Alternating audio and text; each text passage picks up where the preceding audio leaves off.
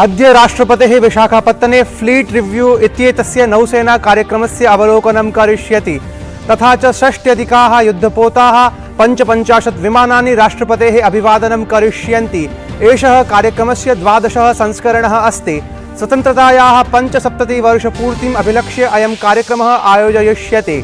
प्रधानमन्त्री नरेन्द्र मोदी अद्य शिक्षा कौशलक्षेत्र सम्बद्धस्य आभासीय सम्मेलनस्य पूर्णसत्रं सम्बोधयिष्यति। एतस्मिन् आभासीये विचारमन्थन सम्मेलने चितेषु विषयेषु 7 समानान्तरसत्राणि आयोजयिष्यन्ते।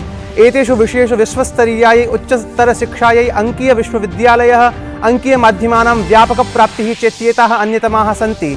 विदेशमन्त्री डॉ सुब्रह्मण्यम जयशंकरः 3 दिवसीय फ्रांस यात्रायै पेरिस नगरं सम्प्राप्तवान्।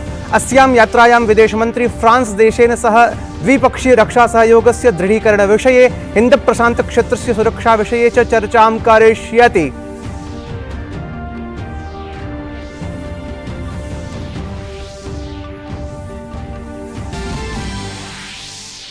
लोकसभाध्यक्षस्य ओम बिरलेत्यस्य नेतृत्वे संसदीय शिष्टमण्डलं संयुक्तारबामीराताय 5 दिवसीय यात्रार्थं प्रस्थास्यति। श्री बिरला श्वः संयुक्त अरब अमीरातस्य संघीय राष्ट्रीय परिषदं सम्बोधयिष्यति।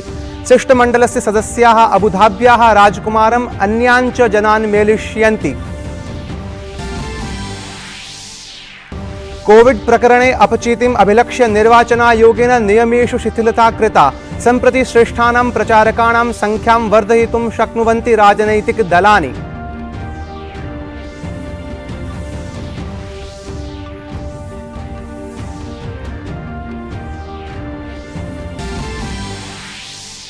अपि च क्रीडावार्तासु भारतेन तृतीये अन्तिमे च द्वन्द्वे वेस्टइण्डीजं पराजित्य स्पर्धा त्रयात्मिका अन्ताराष्ट्रिया 20-20 क्षेपचक्रीया क्रिकेट स्पर्धा श्रृंखला 0 विरुध्य 3 स्पर्धान्तरालैः जिता। श्रृंखलायां श्रेष्ठ प्रदर्शन कारणात् सूर्यकुमारः श्रृंखला पुरुषः घोषितः। अभिवादये, अहमस्मि मुकुलः द्विवेदी। अत्र भवतां स्वागतम् एतस्मिन् डीडी न्यूज़ वार्ता प्रसारणे। अथ वार्ताः विस्तरेण।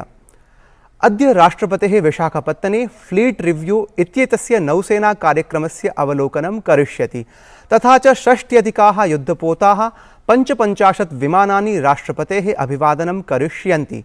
एषः फ्लीट रिव्यू इति नौसेना कार्यक्रमः प्रति 5 वर्षानन्तरम् आयोजितः भवति। एषः कार्यक्रमस्य 12 संस्करणः अस्ति। स्वतन्त्रतायाः 75 वर्षपूर्तिम् अभिलक्ष्य अयं कार्यक्रमः आयोजयिष्यते। अस्य कार्यक्रमस्य सन्दर्भे नौसेना प्रमुखः आर हरिकुमारः उक्तवान् यत् अस्मिन् कार्यक्रमे ये युद्धपोताः भागं गृह्णन्ति तेषु अधिकांशतः स्वदेशीयाः सन्ति। एतेन माध्यमेन रक्षाक्षेत्रे आत्मनिर्भरभारतस्य निर्माणस्य दर्शनं भविष्यति। This is a reflection of our Atmanirbharta, our ability to build our own ships, build our own navy, and take the nation forward. It reflects the strength of our country, and I think we are very proud of what all we have achieved in growing from a 33-ship navy to what we are today. एतस्मिन् fleet review नौसेना कार्यक्रमे 60 युद्धपोताः, submarine इत्येते अन्तर्जालीय युद्धपोताश्च सम्मिलिताः भविष्यन्ति। एतेषु तटरक्षकबलस्य shipping corporation of India इत्येतस्य युद्धपोताः अपि सम्मिलिताः भविष्यन्ति। Commander, it is my proud privilege and honor to be the officer in tactical command when the Indian fleet is reviewed on 21st of February 22 of Visakhapatnam by Shri Ramnath Kovind, our Honorable President. During the review, the President will be embarked on INS Sumitra and he shall review 44 ships of the Indian Navy, Coast Guard, Shipping Corporation of India and NIOT in 4 columns. प्रधानमन्त्री नरेन्द्र मोदी अद्य शिक्षा कौशल क्षेत्र सम्बद्धस्य आभासीय सम्मेलनस्य पूर्णसत्रं सम्बोधयिष्यति। शिक्षा मन्त्रालयः 22-2000 केन्द्रीयस्य वित्तसङ्कल्पनापत्रस्य घोषणानां क्रियान्वयनाय एतत् आभासीय सम्मेलनम् आयोजयति। अत्र चितेषु विषयेषु 7 समानान्तरसत्राणि आयोजयिष्यन्ते। एतेषु विषयेषु विश्वस्तरीयायै उच्चतरशिक्षायै अङ्कीय विश्वविद्यालयः, अङ्कीय शिक्षकाः, अङ्कीय माध्यमानां व्यापकप्राप्तिः चेत्येताः अन्यतमाः सन्ति। एतस्मिन् आभासीये सम्मेलने विभिन्नमन्त्रालयानां राज्यसर्वकाराणाम् अधिकारिणः, व्यवसायप्रतिनिधयः, कौशलविकाससङ्घटनं, शिक्षाविदः, विद्यार्थिनः, अन्ये विशेषज्ञाः च सहभागितां करिष्यन्ति। विदेशमन्त्री डॉक्टर सुब्रमण्यम जयशंकरः त्रिदिवसीय फ्रांस यात्रायै पेरिस नगरं सम्प्राप्तवान्। अस्यां यात्रायां विदेशमन्त्री फ्रांस देशेन सह द्विपक्षीय रक्षा सहयोगस्य दृढीकरणविषये, हिंद प्रशांत क्षेत्रे सुरक्षाविषये च चर्चां करिष्यति। डॉक्टर जयशंकरः फ्रांसस्य विदेशमन्त्रिणा ज्यां-इव्लेन द्रियां इत्येतेन, सशस्त्रबलमन्त्रिणा फ्लोरेंस पार्ले इत्येतेन च सह मेलनं करिष्यति। विदेशमन्त्रिणः फ्रांसस्य राष्ट्रपतिना एमेन्युएल मैक्रोन इत्येतेन सह मेलनस्य संभावना अपि अस्ति। विदेशमन्त्री एशिया प्रशांत इत्येतस्मिन् विषये यूरोपीय संघस्य विदेशमन्त्रिणाम् एकं सम्मेलनम् अपि सम्बोधयिष्यति। सममेव असौ यूरोपे भारतीय राजनयिकेभ्यः अभियानप्रमुखाणां सम्मेलनस्य अध्यक्षताम् अपि करिष्यति। डॉक्टर जयशंकरः फ्रांसस्य विदेशमन्त्रिणा सह आत्मनिर्भर भारताभियानस्य अन्तर्गतं सेफ्रेन विमानानाम् एन्जिन् इत्येतानि यन्त्राणि भारते निर्मातुं चर्चिष्यते इति सम्भाव्यते। डॉक्टर सुब्रमण्यम जयशंकरः भारतस्य परमाणुशस्त्रैः युतानाम् अन्तर्जालीययुद्धपोतानां क्षमताविस्तारे विचारविमर्शम् अपि करिष्यति। ध्यानास्पदं तथ्यमिदं यत् डॉक्टर जयशंकरस्य एषा यात्रा जर्मन्याम् आयोजितस्य म्यूनिक् सुरक्षा सम्मेलनस्य एकदिवसानन्तरं भवति। लोकसभाध्यक्षस्य ओम बिरलेत्यस्य नेतृत्वे संसदीय शिष्टमण्डलं संयुक्तारबामीराताय 5 दिवसीय यात्रार्थं प्रस्थास्यति। श्री बिरला श्वः संयुक्तारबामीरातस्य संघीय राष्ट्रीय परिषदं सम्बोधयिष्यति। शिष्टमण्डलस्य सदस्याः अबुधाब्याः राजकुमारम् अन्यान् च जनान् मेलिष्यन्ति।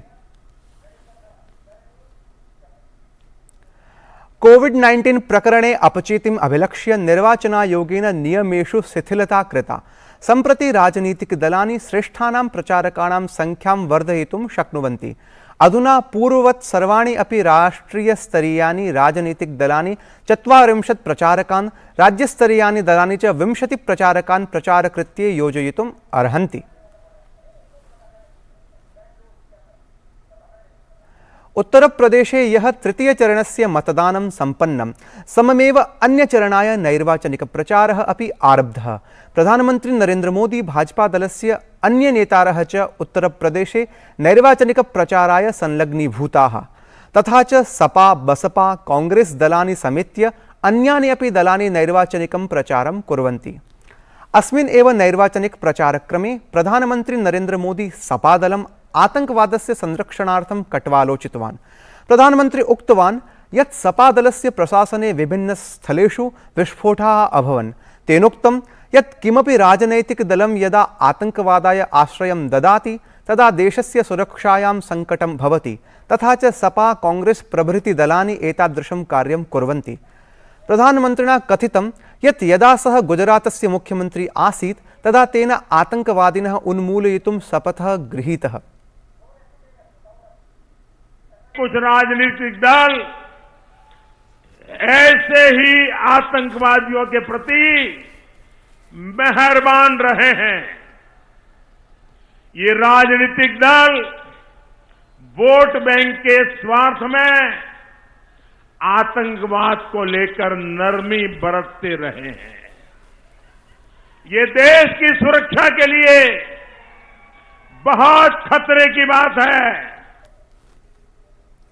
प्रधानमन्त्रिणः उत्तरप्रदेशस्य जनेभ्यः भाजपादलाय मतानि अपि याचितवान्। तेनोक्तं यत् सपादलस्य प्रशासने राज्ये अराजकतायाः स्थितिः आसीत्, परं साम्प्रतम् एते परिवारवादिनः जनाः जातिं प्रान्तं च आधृत्य मतानि याचन्ते। जो तुष्टीकरण की खतरनाक राजनीति में हमारे त्योहारों को रोकते थे, उन्हें यूपी की जनता का उत्तर 10 मार्च को मिल जाएगा। हरदोई वालों ने वो दिन देखे हैं, कैसे इन लोगों ने कट्टा और सट्टा, एक कट्टा और सट्टा वालों को खुली छूट दे रखी थी। उत्तर प्रदेशस्य मुख्यमंत्री योगी आदित्यनाथः एकां जनसभां संबोधितवान्। तेन उक्तं यत् पूर्वमेव उत्तरप्रदेशे केवलं सैफई महोत्सवः आयोज्यते स्म, परं साम्प्रतं तु उत्तरप्रदेशे अयोध्यायाः दीपोत्सवः, मथुरा वृन्दावनयोः रङ्गोत्सवः, देवदीपावली अन्ये कार्यक्रमाः च आयोज्यन्ते। जिस उत्तर प्रदेश में पहले केवल एक सफाई महोत्सव होता था, महोत्सव के आयोजकों को स्वयं नहीं पता होता था किस महोत्सव का मतलब क्या है, उसमें न राग था, न रंग था, न भाव थी, न भाषा थी। लेकिन आज उत्तर प्रदेश में महोत्सव का मतलब अयोध्या के दीपोत्सव से होता है। महोत्सव का मतलब मथुरा वृंदावन के रंगोत्सव से होता है, काशी के देव दीपावली से होता है। और भाइयों बहनों, महोत्सव का मतलब उत्तर प्रदेश के स्थापना दिवस के कार्यक्रम से होता है। राष्ट्रपतेः रामनाथ कोविंदस्य द्विदिवसीया ओडिशा यात्रा शनिवासरे आरब्धा। यात्राक्रमे यः राष्ट्रपतिः गौड़ीय मिशन इत्यभियानस्य संस्थापकस्य श्रीमद्भक्तिसिद्धान्त सरस्वती गोस्वामी प्रभुपादस्य 85अधिकैकशततम्याः जयन्ती समारोहस्य उद्घाटनं कृतवान्। एतस्मिन् अवसरे राष्ट्रपतिः उक्तवान् यत् भारते भक्तिभावेन ईश्वरार्चन परम्परा सर्वाधिका पूर्णा अस्ति। अस्माकम् एषा भारतभूमिः धन्या अस्ति यत्र विभूतयः जनेभ्यः निस्वार्थभावेन उपासनायाः मार्गं प्रदर्शितवन्तः। भारत में भक्ति भाव से ईश्वर को पूजने की परंपरा सर्वाधिक महत्वपूर्ण रही है।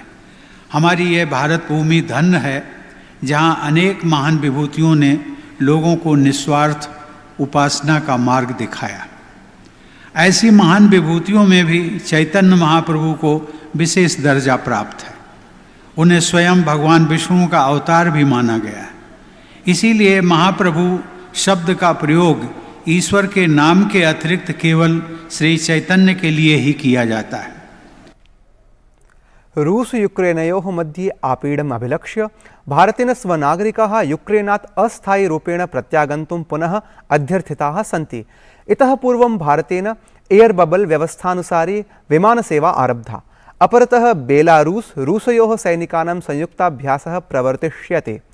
योजनानुसारी एतस्य अभ्यासकार्यक्रमस्य समापनं रविवासरे निश्चितम् आसीत्। भारतेन तृतीये अन्तिमे च द्वन्द्वे वेस्ट इण्डीजं पराजित्य स्पर्धात्रयात्मिका अन्ताराष्ट्रिय 20-20 क्षेपचक्रीया क्रिकेट स्पर्धा श्रृंखला 0 विरुध्य 3 स्पर्धान्तरालैः जिता। यः कोलकातायाम् आयोजिते द्वन्द्वे भारतेन वेस्ट इण्डीजस्य पुरतः विजयार्थं 85 धावनाङ्कानां लक्ष्यं स्थापितम् आसीत्। परञ्च वेस्ट इण्डीज दलं 9 क्रीडकानां हानिपूर्वकं 67 धावनाङ्कान् एव अर्जितुम् अपारयत्। ध्यानास्पदम् अस्ति यत् पूर्वं पणं विजित्य वेस्ट इण्डीज दलनायकः कायन् पोलार्डः प्रथमं क्षेत्ररक्षणं कर्तुं निर्णीतवान्। एतत् वार्ता संस्करणम् अधुना सम्पद्यते। अभिनववार्ताभिः सह पुनः उपस्थास्यामः। तावत् मङ्गलं भूयात्।